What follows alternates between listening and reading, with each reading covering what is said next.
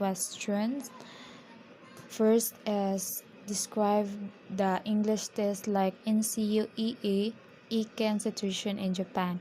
So the English test in Japan like NCUEE Eiken as an English proficiency test for non-native Japanese speaker of English. Japanese students most often take the test in an interview form, a reading comprehension test, a listening test, and a writing test. So, the English test situation in Japan is similar to that of other countries. Tests like NCUEE or National Center for University Entrance Examination and ACAN as for test as an ECAN or test of English proficiency are usually required for admission to universities and other organizations. The NCUEE is an English language proficiency test designed specifically for university entrance exams, and it is the most widely used in Japan. The test covers all four language skills: reading, which is reading, writing, listening, and speaking. The EIKAN, on the other hand, is an English proficiency test offered by the Japan Advocational Exchanges and Services and used for a wide range of purposes, including job placement and immigration. So, the second question is differentiate de facto activity versus de jure policy towards language tests. So, de facto activity in Japan is any activity, policy, or custom that is widely accepted and practiced in the country, regardless of whether it is formally recognized by the government or not. So, de jure policy language test. A de jure policy language test in Japan is a language test that is officially recognized by the Japanese government as a requirement for certain job position for immigration purposes.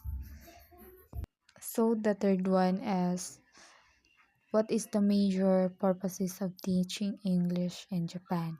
The major purpose of teaching English in Japan is to enable students to communicate effectively with native English speakers.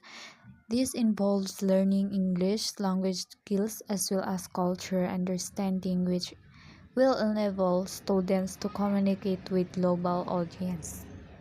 So the fourth question is explain the conflict between grammar translation method and English for communicative purposes.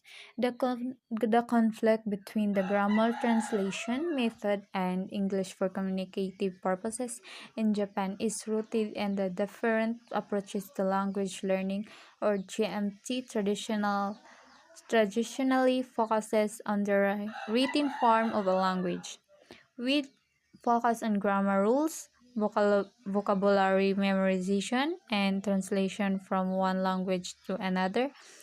ECP, on the other hand, places emphasis to the spoken form of a language.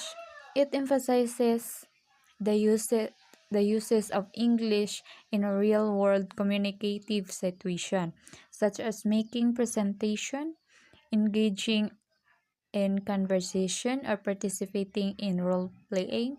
And they also say the advantages in GMT mainly in terms of taking control of the learning and teaching process than the ECP.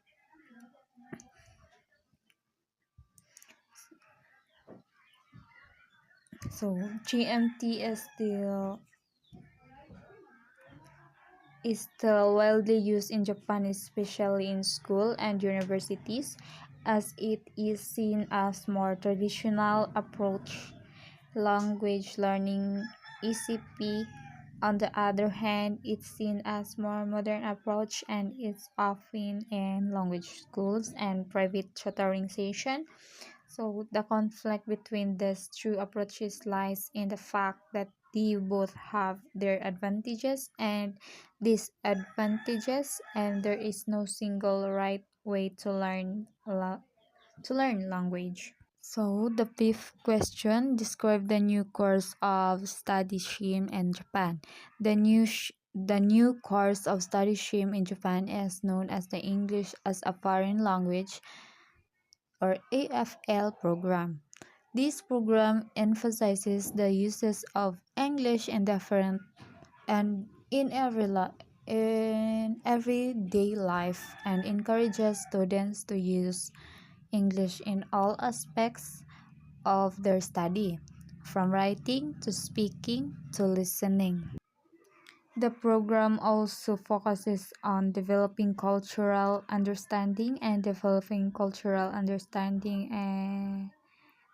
international communication skills. The last question is explain the challenges faced towards CFR and Japanese new SHIM.